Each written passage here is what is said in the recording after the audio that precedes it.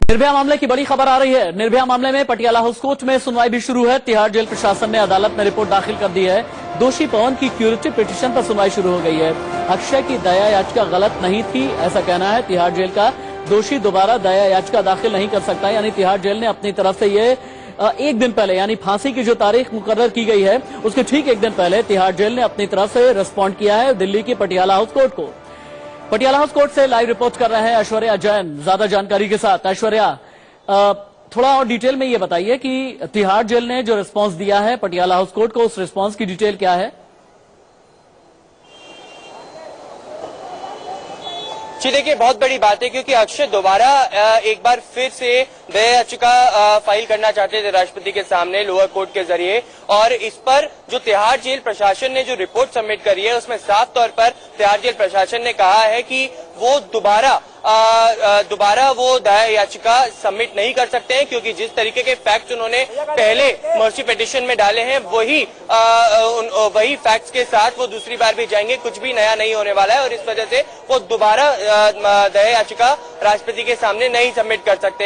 एक बड़ा अहम ऑब्जर्वेशन है ये पटियाला हाउस कोर्ट का। देखना होगा कि इस पे जज क्या कहते हैं। दूसरी तरफ वहीं पवन जो अपनी क्यूरेटिव पिटीशन फाइल करने वाले हैं उसकी हियरिंग शुरू हो चुकी है। अब देखना होगा कि अगर सुप्रीम कोर्ट उनकी क्यूरेटिव पिटीशन वहां पे रिजेक्ट करता है तो एपी सिंह जो उनके लॉयर हैं वो तुरंत राष्ट्रपति भवन की तरफ रश करेंगे और गुहार लगाएंगे दया याचिका को। और उसमें भी एक बड़ा जो हर्डल है, जो तिहाड़ जेल मैनुअल्स कहते हैं कि 14 दिन का समय मिलेगा अगर दया याचिका डिसमिस होती है उसके बाद एग्जीक्यूशन तक, तो वहां पर भी एक हर्डल है जो जिसके बाद ही एग्जीक्यूशन हो सकता है। तो इन तमाम चीजों को देखना होगा। लगभग 5 से 7 मिनट में कह सकता हूं कि सारी चीजें बिल्कुल क्लियर हो जाएंगी कि क्या कल सुबह 6 बजे इन चारों दोषियों को फांसी की सजा होगी या नहीं।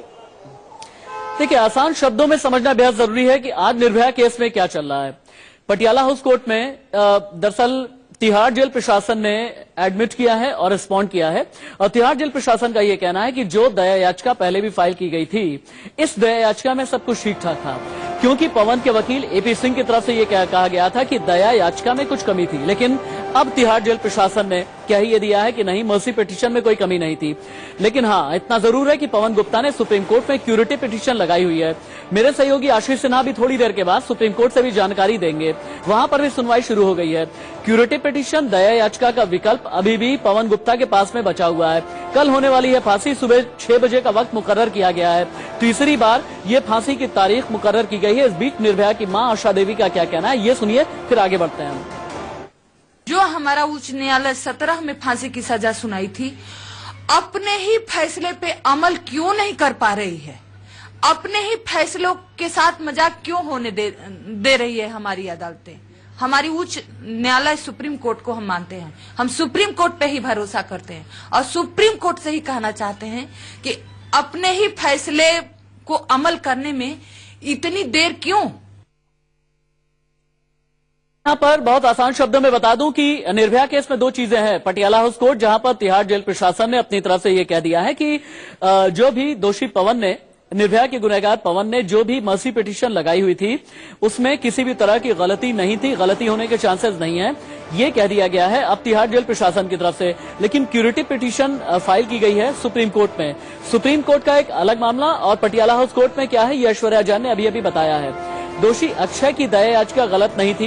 निर्भया मामले में पटियाला हाउस कोर्ट में भी सुनवाई चल रही है। अब सुप्रीम कोर्ट में क्या चल रहा है ये हम आपको बताएंगे। तिहाड़ जेल प्रशासन ने पटियाला हाउस कोर्ट में रिपोर्ट दाखिल की है, लेकिन क्यूरेटिव पिटीशन पर सुनवाई चल रही है सुप्रीम कोर्ट में। तिहाड़ जेल ने कहा है अक्षय की दया याचिका गलत नहीं थी, क्योंकि अक्षय और पवन इन दोनों ने ही एक साथ में मर्सी पिटीशन को लेकर के सवाल उठाए थे। अक्षय की मर्सी पिटीशन को लेकर के अब तिहाड़ जेल प्रशासन ने यह कह दिया है कि जो मर्सी पिटीशन है उसके फैक्ट गलत नहीं थे। यानी निर्भया मामले में पटियाला हाउस कोर्ट में सुनवाई चल रही है। कल सुबह 6 बजे की तारीख मुकर्रर की गई है। 3 तारीखें अब तक मिल चुकी हैं, 22 जनवरी, 1 फरवरी और 3 मार्च, यानी कल का दिन। सवाल बहुत बड़ा है, ये जो तीसरी तारीख है क्या वहां उस दिन फांसी हो पाएगी? क्योंकि वकील एपी सिंह का ये कहना था कि लिख करके रख लीजिए 3 मार्च को फांसी नहीं होगी। लेकिन सुप्रीम कोर्ट में क्या चल रहा है ये भी हम आपको बताएंगे। आशीष सिन्हा में ये बताएंगे कि क्यूरेटिव पिटीशन पर जो सुनवाई हो रही है इसका अपडेट क्या है, हम थोड़ी देर में आपको बताएंगे।